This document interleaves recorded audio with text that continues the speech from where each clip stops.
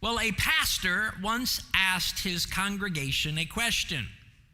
He asked, "What would you do if your doctor told you that you had only 24 hours to live?" The responses were typical: be with family, gather with friends, or pray. But then someone broke the tension when he said this: "I would spend my time getting a second opinion."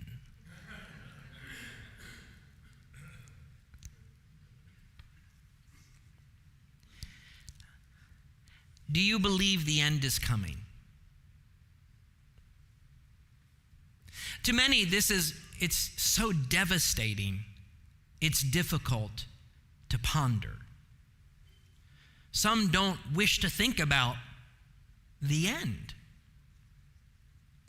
It's difficult to think that sunny days like today, pleasant walks with family, a hearty meal around a table with loved ones will one day end. It's rather devastating. But what's even more devastating is this: suppose you heard on the news that in the next 24 hours, the world was going to end. Not just you, not just your life, but the totality of humanity. All of humanity's accomplishments, all human civilization will go up in smoke. That's overwhelming. It would knock us off our feet. And that exactly is what happened to Daniel in today's vision that the prophet received from heaven. Daniel 8:27 concludes, "I, Daniel, was exhausted and lay ill for several days. Then I got up and went about the king's business, but I was appalled by this vision. It was beyond understanding."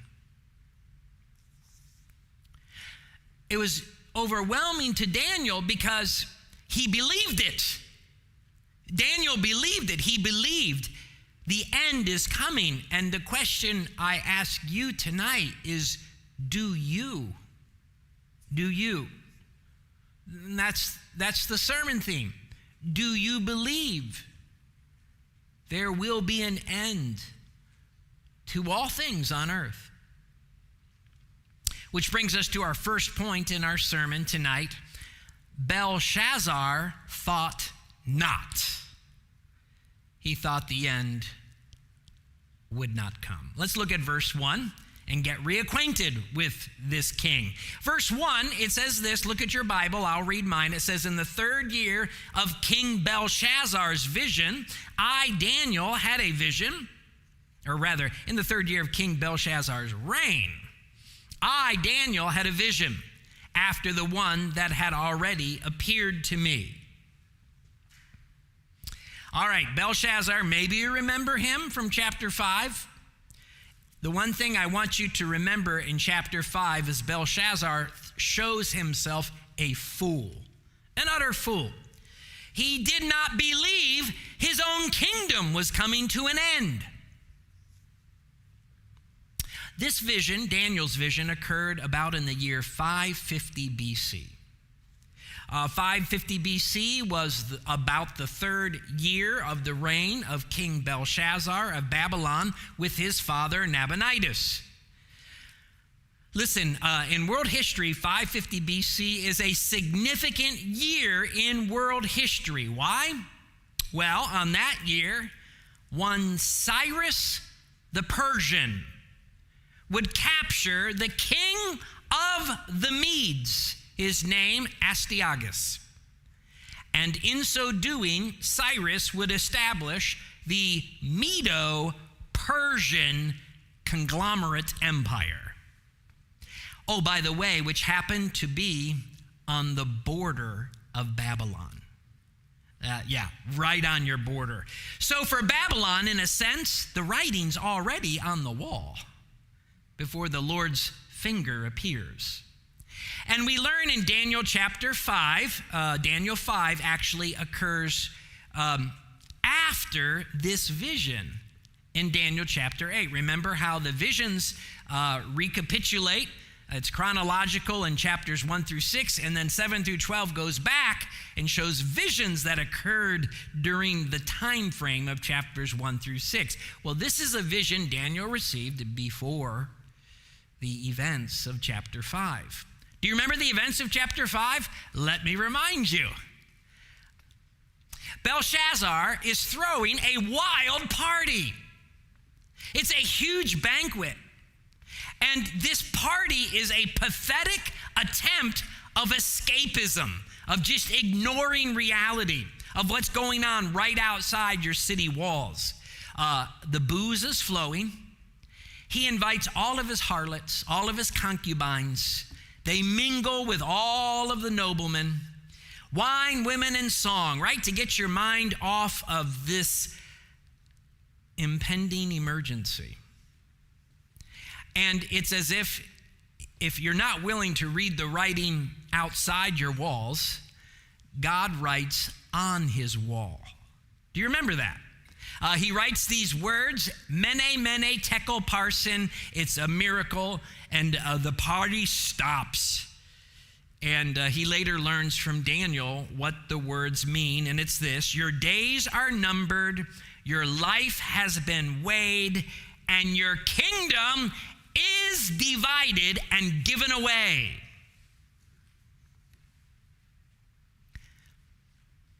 Belshazzar doesn't believe it. How do we know, you ask? Well, that very night, you remember how he rewards the prophet Daniel for interpreting it? He gives to him third place in the kingdom. He rewards him with third place in the kingdom that is about to be taken from you. Belshazzar did not believe his end and his kingdom were coming. And this shouldn't shock us. Many people live escapist lives today. This, in fact, does describe modern America. One giant diversion until we die. That is what's going on in our own nation today. People living for the weekend. This weekend, there have been people living for this weekend for months, planning it, to live it. Tomorrow, I hate to break the news to you, it ends. Yeah. There are people who seek to escape medical realities and almost bestow divinity upon their doctors. Doctor, do something. There are many who drown out the thought that one day you will die. Our kingdoms are like sand. Belshazzar was one of them. He thought not. Now, secondly, in our vision, we see that this new Johnny on the block, the Medo-Persian kingdom, wished for it not to end.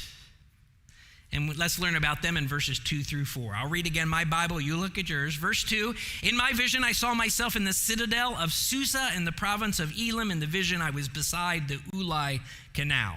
I looked up, and there before me was a ram. Okay, picture it with me, a ram with two horns standing beside the canal. The horns were long. One of the horns was longer than the other, but it grew up later than the short one. I watched the ram as he charged toward the west and the north and the south. No animal could stand against him, and none could escape, could rescue from his power. He did as he pleased and became great. And then just jump to verse 19 to get the answer key. All right? All right, there it is. This is a very nicely laid out vision. It has answer keys. They don't always have them. Verse 19, I'm going to tell you what will happen latter in the time of wrath, because the vision concerning the appointed time of the end, the two-horned ram that you saw represents the kings of Media and Persia. All right, let's think about this. Picture this vision with me. Daniel, firstly, is standing beside a canal. And a canal in the desert is a wonderful thing. This is a special canal. It's the royal city of Susa, and that would later become the capital of the Medo-Persian Empire. So he finds himself in Susa. And there, in this vision, he sees a ram standing on the bank of the canal, and it's a bit lopsided. It has two horns, but one is longer than the other. Well, that represents the Medo-Persian Empire. So the larger horn represents the dominant Persians, and the smaller horn represents the descending Medes. And this ram gores everything in its path. Now, this happened actually in history. Within 10 years, from 549 BC to 539 BC, this happened. This ram, representing the Medo-Persian Empire, would thrust westward and northward, bypassing Babylon, and then eventually it would come and conquer Babylon to the south in the year 539 BC, 11 years after this vision.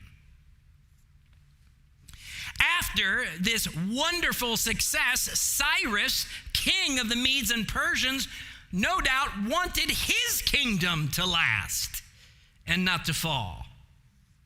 Now here's the tricky part.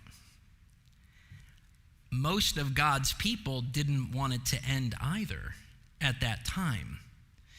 Because I don't know if his name is ringing a bell to you, but this man was a hero in the Old Testament. Because the year after his victory, the following year in 538 BC, the Medo-Persian king Cyrus, is this ringing a bell? Cyrus issues a decree that the exiles could return to Jerusalem and rebuild their temple. This is great news. 3 cheers for Cyrus. This is all found in Ezra chapter 1, if you want to pick up the story.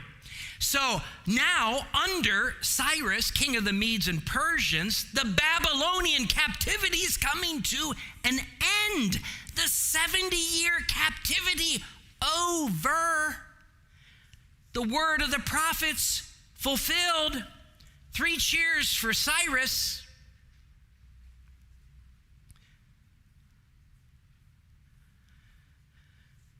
But not in God's plan.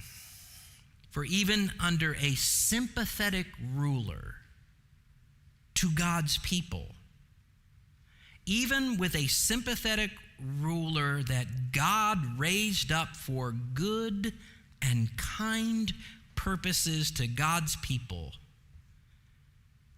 that kingdom will end too. Even though many wished it wouldn't. Even good guys come to an end. I'm reminded of the story of the passing of Queen Elizabeth. Her reign was 50 solid years. She died in the year 1603, Queen Elizabeth I. She was an idol of society. She was a fashion leader among all the ladies in Europe. And on her deathbed, she turned to her lady-in-waiting and said these recorded words. Oh my, it is over. I have come to an end of it. The end. The end. To have only one life and to have it done with. To have lived and loved and triumphed and now to know it is over. One may defy everything but this. And a few moments later, it's recorded, her anxious gaze turned into a vacant stare. It comes to an end. Even when we wish it would not. Even when we would settle for this empire for however long we can enjoy it. It comes to an end. Which brings us to the next point in our vision. It seemed, thirdly, in our vision, that the Greek Empire could not come to an end. Let's hear about this empire in verse 8. It says, or verse 5 rather, in verse 5 through 8, Daniel, as I was thinking about this, suddenly a goat with a prominent horn between his eyes came from the west, crossing the whole earth without touching the ground. He came toward the two-horned ram I had seen standing beside the canal and charged at him in great rage. I saw him attack the ram furiously, striking the ram and shattering his two horns. The ram was powerless to stand against him. The goat knocked him to the ground and trampled on him, and none could rescue the ram from his power. All right, let's go to verse 21 for the answer key, right? This is a really great sermon. I wish there were answer keys on all of these chapters. But let's bask in the answer keys, all right? All right, verse 21.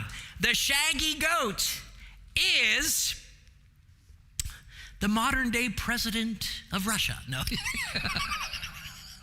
This is where modern readers want to fill in things that I just had to say. I'm sorry. I just had to say.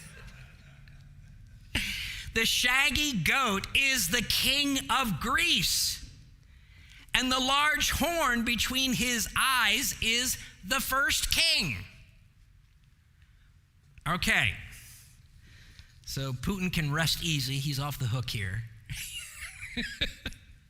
All right, in the vision, the scene changes, and there's this ball of dust appearing on the far horizon, and with incredible speed from the dust, charging across the earth, is a goat.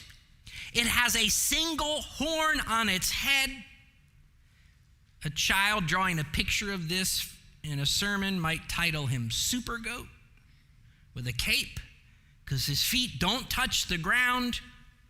And he looks like a unicorn. He's got a single horn, this goat, between his eyes, right between the eyes. And it's with remarkable speed he conquers.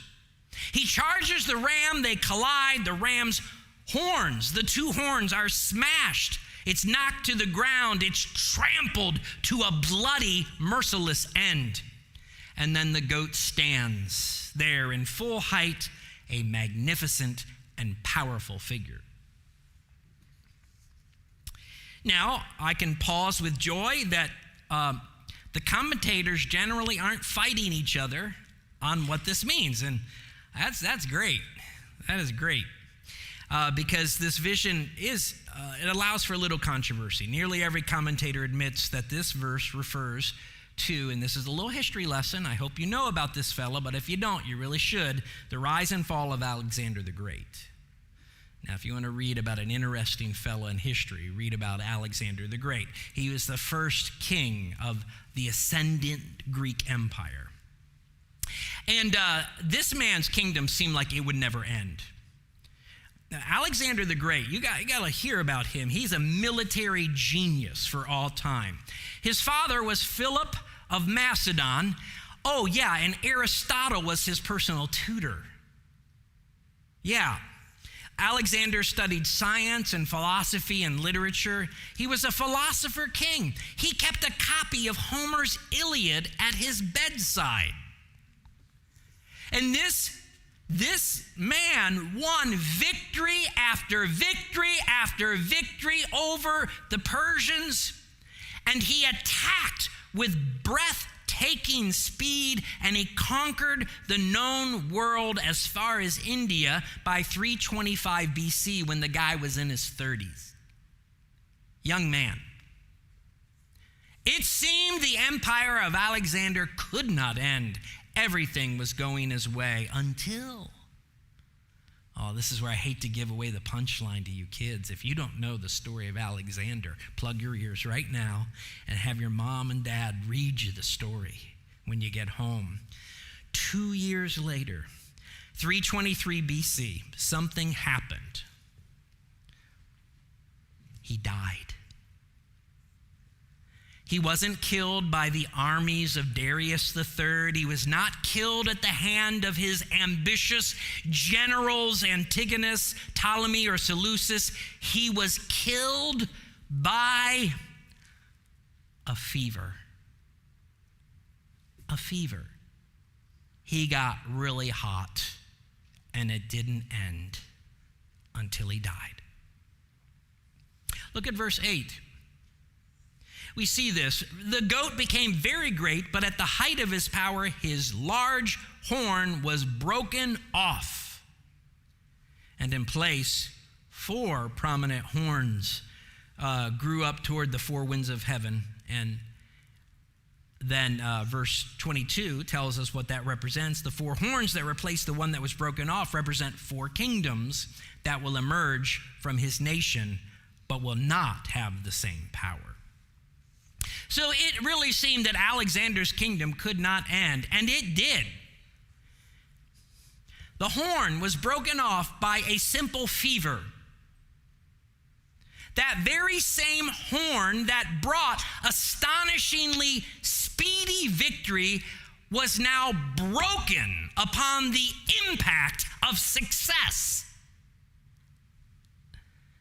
Alexander poured all of his strength into winning the known world. It said that when he reached the Ganges River, he knelt at the river and he wept because there were no more kingdoms to conquer.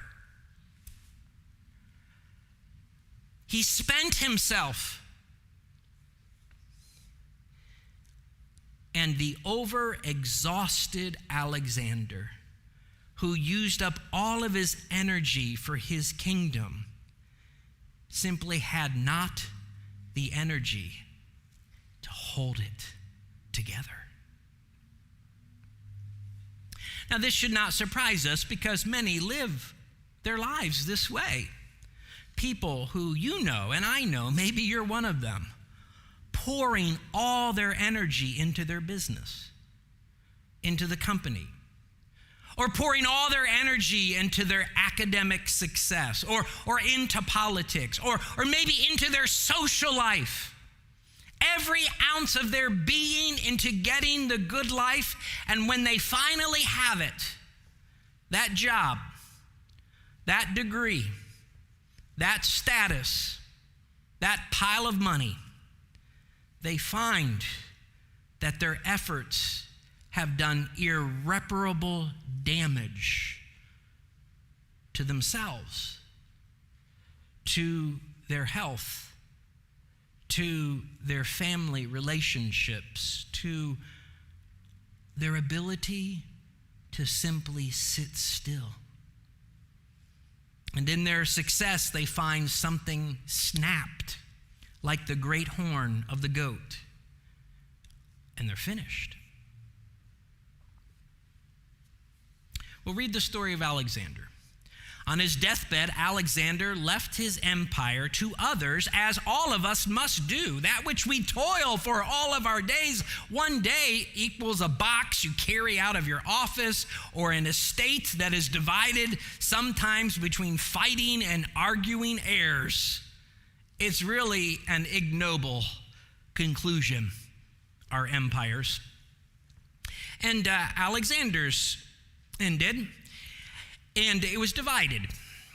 Well, one of Alexander's numerous heirs of his dynasty gets special shout-out attention in the vision by Daniel, and it's our fourth point. And it seemed, our fourth point, that one Antiochus Epiphanes would not come to an end soon enough. And you're going to learn about him in verse 9, and he's another you want to read about. Antiochus Epiphanes in the Maccabean period. Verse 9, Daniel says, out of one of them, the 4 horns that came out of the one horn represented by the first king, Alexander, out of him comes 4. One of them, there are others, but one of them that came out, another horn, which started small, but grew in power to the south and to the east and toward the beautiful land. It grew until it reached the host of heaven, and it threw some of the starry host down to the earth and trampled on them. It set itself up to be as great as the prince of the host. It took away the daily sacrifice from him, and the place of his sanctuary was brought low because of rebellion. The host of saints and the daily sacrifice were given over to it. It prospered in everything it did, and truth was thrown to the ground. And then let's just jump to verse 23. In the latter part of their reign, when rebels have become completely wicked, a stern-faced king, a master of intrigue, will arise. He will become very strong, but not by his own power. He will cause astounding devastation and will succeed in whatever he does. He will destroy the mighty men and the holy people. He will cause deceit to prosper, and he will consider himself superior. When they feel secure, he will destroy many and take a stand against the prince of princes, yet he will be destroyed, but not by human power. All right, let's take this apart. Out of one of the dynasties comes this little horn, and it seems clear in the light of history that this horn is none other than Antiochus IV, otherwise known as Antiochus Epiphanes, and that's from the Seleucid dynasty, one of the dynasties out of Alexander's kingdom.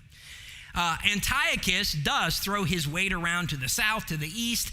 Finally, he takes Palestine, that is the beautiful land, and he takes it away from a rival dynasty, the Ptolemies.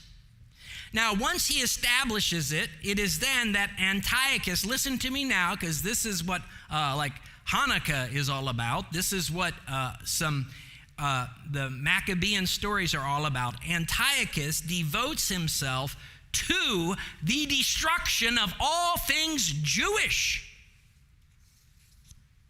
He becomes an ethnic cleanser.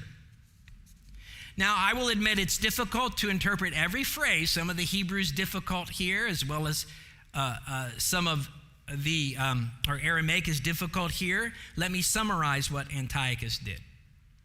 After Alexander the Great, there's these Greek generals who try to maintain unity, and they divvy up the kingdom. And their strategies, whether it was in North Africa or whether it was in modern-day Turkey or in Palestine or to the east toward India, their strategy to hold this mammoth all together was to Hellenize the world. What do I mean by that? Hellenizing people means turning people into Greeks, right? Turning people into Greeks. Now, the process of Hellenizing Jews in Israel created a big problem because God's people were in covenant with the God of Moses. So yes, they could do some things. They could learn the Greek language, but other things were in conflict with the law of Moses, especially Greek foods, Greek customs, Greek games. Their pagan beliefs saturated all of their public life. And so the tension came to a head about the year 167 BC during this Maccabean period. For various reasons, the Seleucid king Antiochus, who was also called Antiochus Epiphanes, and do you know what Epiphanes means? It means God manifest. So he went from Antiochus IV to Antiochus, God is here, God manifest. He decides to tighten his hold on Palestine with several edicts. Are you ready for your hair to curl? He forbade the Jews, his conquered people, from practicing their faith. That wins heroes. That wins allegiance. He forbid them from the daily sacrifice in the temple. He actually abolished the Sabbath day, abolished their religious festivals. And yes, when they understandably resisted this, Antiochus doesn't try to compromise. He goes berserk. He outlaws Judaism. He plunders the temple. He burns the Torah.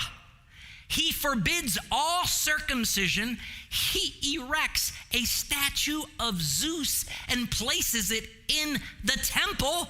And then he offers a sacrifice to it of swine, a non-kosher sacrifice on the altar. This was just craziness.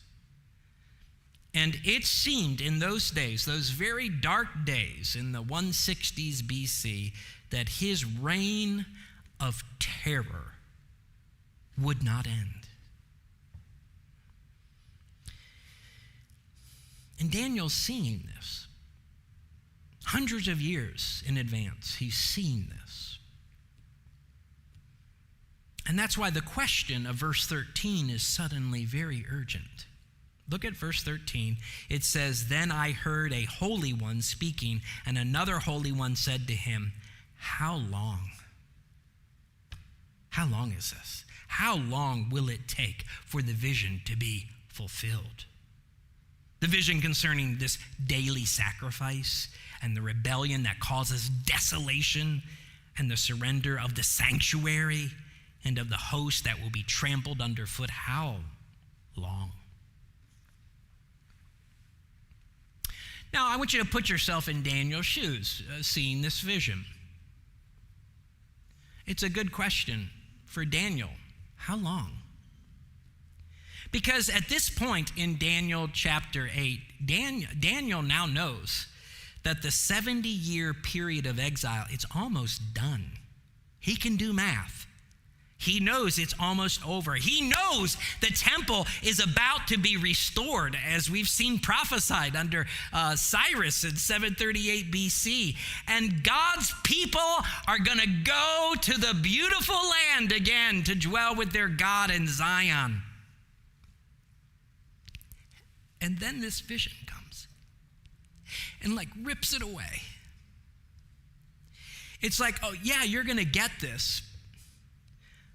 But then, well, it may be 100 or 200 years later, but it's all going to end again. And it's a bit exhausting to get a vision of glory followed by a vision of misery. In Daniel's vision, he looks down the corridors of time, and he sees that when God's people are delivered, they will still later be oppressed by men the likes of Antiochus Epiphanes. The people had hoped that it was over with Belshazzar, that fool. They had hoped it was done. But it's not done. And the question is, will Antiochus ever come to an end? Will this pattern ever come to an end? How long? How long will anti-God, anti-Messiah kingdoms keep rising? Well, we find the answer in verse 14, an answer which doesn't have an answer key. But we still have an answer.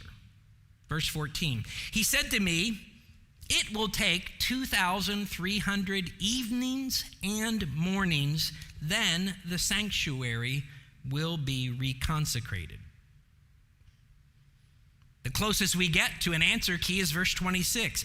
The vision of the evenings and mornings that has been given to you is true, and it means no, but seal up the vision, for it concerns the distant future.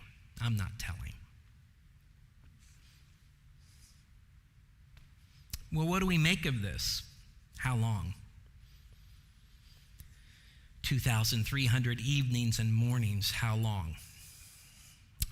Well, dear church, the best I can say to you as your pastor and preacher is this: how long will it last? Answer: not for long. Not for long. I don't pretend to completely understand the 2,300 evenings and mornings, and I'm in good company, because at the end of the vision, Daniel, what did Daniel say? I don't understand. If Daniel didn't understand, might the preacher, might the commentators not understand? Certainly. But we can learn a bit about Antiochus from history. Antiochus persecuted the people of God from 171 to 165 BC. And it was during the last 3.5 years of that period that the temple was desecrated.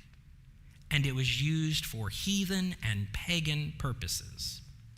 Then we know from history, the Maccabean period, the revolt changed all of that. The temple is reconsecrated and reopened for worship. And so there are a couple interpretations. Some commentators, number one, think that the 2,300 days equals roughly 6 to 7 years, and they believe that that refers to the whole period under Antiochus. But there's another interpretation, number two, that says that the 2,300 evenings and mornings are the number of evenings and mornings where sacrifices were not offered, which you take 2,300 and cut that in half. That's about 3.5 years, and that refers to the period under Antiochus where the temple was desecrated. That's about all I can say. But I can tell you that whether it's 3.5 or 7, the answer is still, that's not super long. You can endure this. It's not as long as it feels. These evil kingdoms won't last. Whether they think they will last, whether they wish they could last, where it seems they simply will last, they will end. And that's the final and beautiful point of this vision. The final point. And it's the vision where God's sanctuary is reconsecrated, and it will not end. That temple restored. You know, the closest thing I've been to that might be called temple-like is a cathedral.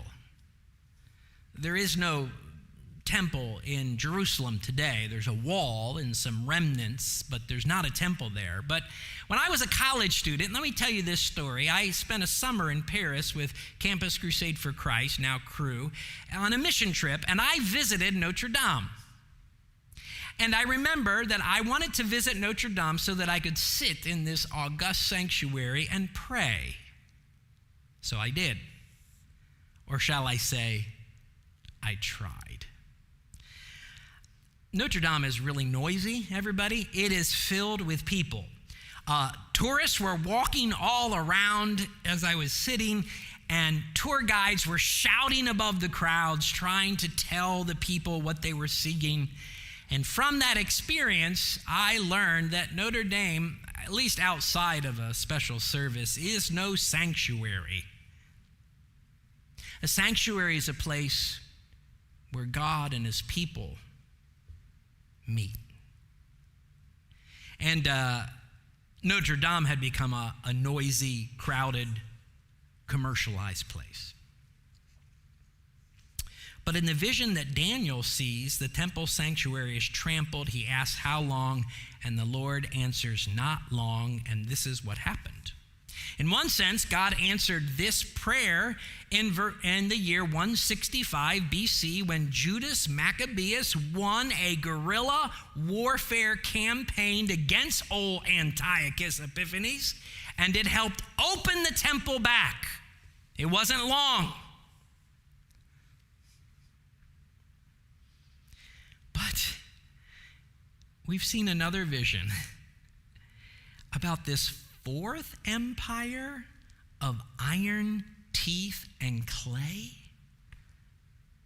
that would utterly destroy that temple that Judas Maccabeus reopened. So what good are these promises of the temple being restored if the next bad guy keeps knocking it down? Well, verse 14 is very good because it's bigger than a building. Verse 14 is fulfilled by Jesus Christ.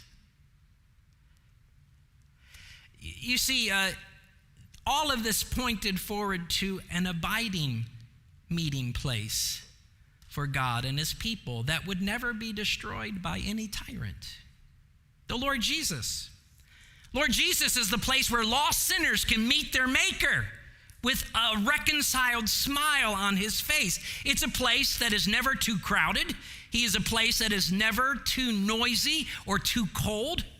Jesus Christ is God's sanctuary. He is God's hiding place. He is God's resting place in the presence of the Lord.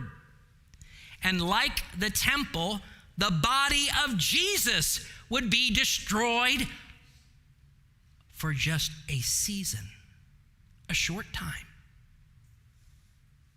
In the Gospel of John, chapter 2, verse 19, Jesus said, "Destroy this temple, and I will raise it again in 3 days."